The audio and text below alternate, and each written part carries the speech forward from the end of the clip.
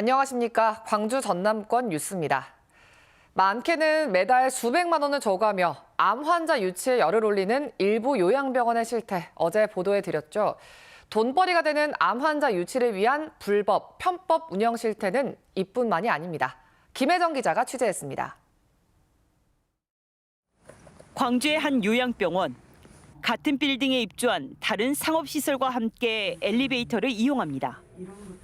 그런데 상담 뒤 나갈 때는 올라올 때와 다른 병실로 연결된 엘리베이터로 안내합니다. 나중에 보험사 태클이 들어올 수도 있어서 굳이 늦게라도 들어오시고 간호사 협조만 잘 하신다면 부담을 살진 않아요. 광주의 또 다른 요양병원도 자유로운 출입을 보장합니다. 코로나19 등 각종 감염에 취약한 환자들이 많지만 아랑곳하지 않습니다. 그거 마음대로 하셔도 됩니다. 집에도 마음대로 가셔도 되고 집에서 자고 오셔도 되고. 반대의 경우도 있습니다. 보험 가입 뒤 일정 기간 입원비 보상을 받을 수 없는 면책 기간에도 입원시켜주겠다며 환자를 유인합니다. 지금 면책이어서 입원을 못 하시면 그냥 저희 병원 환자, 입원 환자처럼 여기서 케어 받으시고 그렇게 해드릴 수가 있으니까 그에 준하는 이 가격을 통원해서 가지고 실비를 청구하시면 돼요. 암 환자 유치에는 또 다른 탈법도 동원됩니다. 항암 다녀오셔서 맞는 게 해독주사예요. 그런 거는 저희 원장님이 직접 믹스해서 이제 놓는 주사기 때문에 실비 처리가 안 돼요. 그러면 실비 처리가 되는 항목으로 청구를 하게 저희가 넣고요. 일부 요양병원이 각종 불법, 편법을 동원하는 이유. 암 환자가 속칭 돈이 되기 때문입니다. 노인 환자 진료비는 정액 수가제로 대부분 한정된 급여만 청구하지만 암 환자의 경우 비급여 항목 치료비 비중이 높아 노인 환자보다 진료비가 많게는 5배 이상 차이가 나섭니다. 암 환자는 그에 비해서 비급여에 대한 부분이 높기 때문에 또 어떤 환자들은 뭐 1,000만 원까지 쓰는 환자도 있지 않습니까? 그러나 이제 일반 노인 환자는 보통 한 180에서 200만 원 사이. 일부 요양병원의 돈 없는 경쟁과 돈만 쫓는 의료 행위가 불필요한 환자를 만들어내고 암 환자를 범법자로 내몰고 있습니다. KBS 뉴스 김혜정입니다. 피부암 진단을 받은 전기 노동자가 전국에서 처음으로 산업재해를 인정받았습니다. 전남노동권익센터는 지난 2019년 12월 얼굴에 난 기저세포암으로 산재 신청을 한 63살 전기 노동자 박병정 씨가 근로복지공단으로부터 산업재해를 인정받았다고 밝혔습니다. 10년 경력의 전기 노동자인 박 씨는 하루 평균 7시간씩 자외선에 노출돼 피부암이 생겼다며 산재 신청을 냈습니다. 광주시가 건축물 층수 제한을 폐지하는 등 관련 규제를 대대적으로 완화하기로 했습니다. 도시 경관에 어울리는 아파트면 높이는 물론 심의 과정도 줄이고 용적률도 늘려준다는 계획입니다. 혜택은 파격적인데 심의 기준이 명확하지 않다는 우려가 나옵니다. 박지성 기자의 보도입니다. 옛 호남대학교 쌍촌 캠퍼스 부지에 최고 30층 높이로 짓고 있는 아파트 단지입니다. 당초 34층으로 계획됐다가 30층 이상 아파트는 허용하지 않겠다는 당시 광주시의 층수 제한 방침에 따라 30층으로 낮아졌습니다. 하지만 앞으로 새롭게 개발되는 지역에는 50층 아파트나 60층 호텔도 들어설 수 있게 됩니다. 광주시가 도심 경관과 스카이라인 조성을 위해 건축물 높이 제한을 해제하는 방안 등을 추진하기로 했습니다. 우선 상반기 내 상업지역 40층, 주거지역 30층 이하인 층수 제한이 폐기됩니다. 이에 맞춰 교통영향평가 같은 각종 주택 승인 과정을 통합하고 심의 과정도 대폭 단축합니다. 또 중장기적으로는 대지에 건물을 지을 수 있는 총 면적 비율인 용적률을 늘리는 방안도 추진됩니다. 건물의 높낮이를 따지지 않고 도심 경관 형성이 필요한 곳이라면 역동적으로 스카이라인을 조성할 수 있도록 혜택을 주겠다는 겁니다. 어울리는 건물이 뭐냐의 관점으로 가자. 그 중점 경관관리구역에 어울리는 건물을 인허가하겠다. 이거 핵심입니다. 사업자 입장에서 디자인과 통합 심의 절차만 통과하면 수익을 늘릴 수 있게 되는데 평가 기준을 강화해야 한다는 지적이 나옵니다.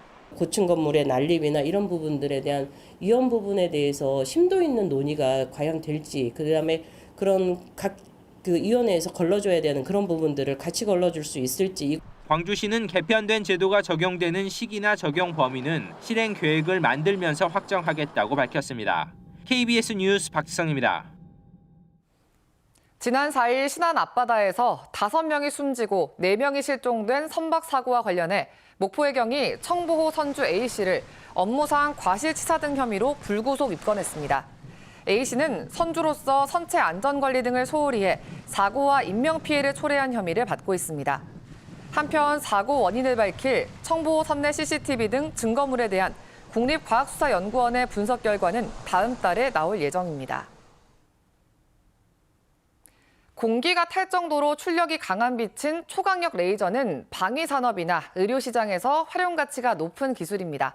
정부도 핵심 기술로 보고 초강력 레이저를 연구하기 위한 시설 건립을 추진하고 있는데요.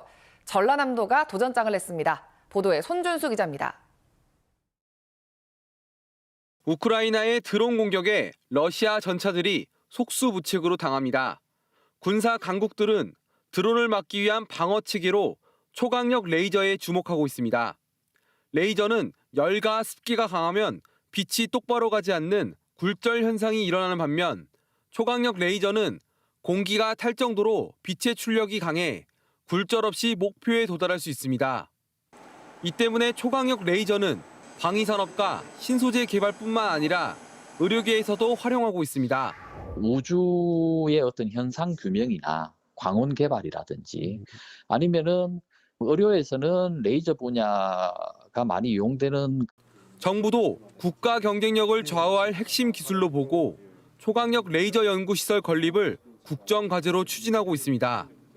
정부가 추진하는 연구시설은 레이저 출력이 200페타와트로 세계 최대 규모입니다. 200페타와트는 전 세계 전력 생산량의 6만 배 이상을 순간적으로 낼 수 있는 초고출력입니다. 전라남도가 초강력 레이저 연구시설 나주 유치를 목표로 도전장을 냈습니다. 전남도는 나주의 레이저 산업 생태계를 조성할 계획인데 방사능 가속기 건립을 위해 확보한 부지 100만 제곱미터를 연구시설로 활용한다는 계획입니다. 광주와 전남에 레이저와 광학 관련 기업이 많아 인프라가 잘 갖춰진 건 유치의 긍정적인 대목입니다. 나주 혁신도시는 부지의 안정성이라든가 확장성이 이미 검증이 됐습니다. 초강력 레이저 연구 시설이 들어오면 이걸 기반으로 해서 레이저 산업 생태계를 조성하려는 그런 계획을 가지고 있습니다. 1조 원이 넘는 생산 유발 효과와 함께 기초과학의 발전이 기대되는 초강력 레이저 연구시설. 전라남도는 학계와 기업들을 상대로 설명회를 열고 초강력 레이저 연구시설 유치 당위성을 알릴 예정입니다. KBS 뉴스 손준수입니다. 한국방송광고진흥공사 코바코가 혁신형 중소기업의 방송광고 제작비를 지원합니다. 지원 대상은 혁신형 중소기업 인증기업 가운데 최근 1년 이내 지상파나 종편에서 방송광고 집행 실적이 없는 곳으로 전체 제작비 기준 TV는 4,500만 원 한도로 절반을, 라디오는 300만 원 한도로 70%를 지원받을 수 있습니다. 신청 기간은 모레까지고 자세한 내용은 코바코 누리집에서 확인할 수 있습니다. 김영록 전남지사가 버스 요금 인상 자제를 당부했습니다. 김 지사는 실국 정책회의에서 연료비 상승 등으로 버스 요금 인상 압박이 큰 상황이지만 지역민의 부담 완화와 유류비 증가분의 30% 지원 등을 감안해 가능하면 요금을 올리지 않는 방향으로 검토해 줄 것을 지시했습니다. 또 다음 달 15일부터 무안 국제공항을 통해 필리핀 등 3개 나라 관광객의 무사증 입국이 허용된다며 무안공항 활성화 방안도 마련해야 한다고 덧붙였습니다. 지난 7일 순천만 국제정원박람회 공사 현장에서 추락사가 발생한 것과 관련해 노동청이 현장 점검에 나섰습니다. 여수고용노동지청은 어제 순천만 국제습지센터에서 공사 현장 소장 전원을 대상으로 안전수칙을 지킬 것을 당부하고 공사 현장에 위험 요인이 없는지 일제 점검을 벌였습니다. 이에 앞서 지난 7일 순천만 국제정원박람회 공사 현장에서 대형 천막을 철거하던 30대 노동자가 8m 높이에서 떨어져 숨졌습니다.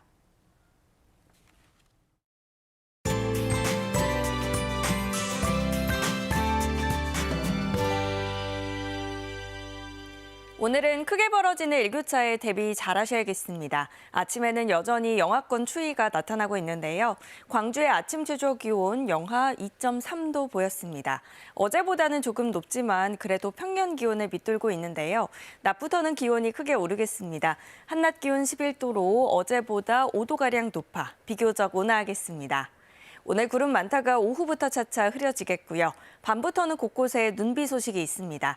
내일 새벽까지 광주 전남 지역에 5mm 미만의 비가 오락가락 이어지겠고요. 기온이 낮은 지리산 부근은 1cm 안팎의 눈이 내려 쌓이겠습니다. 다음 자세한 지역별 기온입니다. 아침 기온 장성 영하 6도, 담양 영하 5도 안팎까지 떨어져 춥고요. 한낮 기온은 11도까지 올라 포근하겠습니다. 여수의 낮 최고 기온 9도, 순천 10도로 어제보다 1에서 6도가량 높겠습니다. 목포의 한낮 기온 7도, 무안 8도, 강진과 장흥 10도까지 오르겠고요. 신안을 비롯한 도서 지역은 5도에서 7도가 예상됩니다. 바다의 물결은 전해상에서 비교적 잔잔하겠습니다. 당분간 비교적 온화한 날씨가 이어지겠고요. 금요일 낮부터는 하늘도 맑아지겠습니다. 날씨였습니다. 2월 20일 뉴스광장 마칩니다. 시청해주신 여러분 고맙습니다.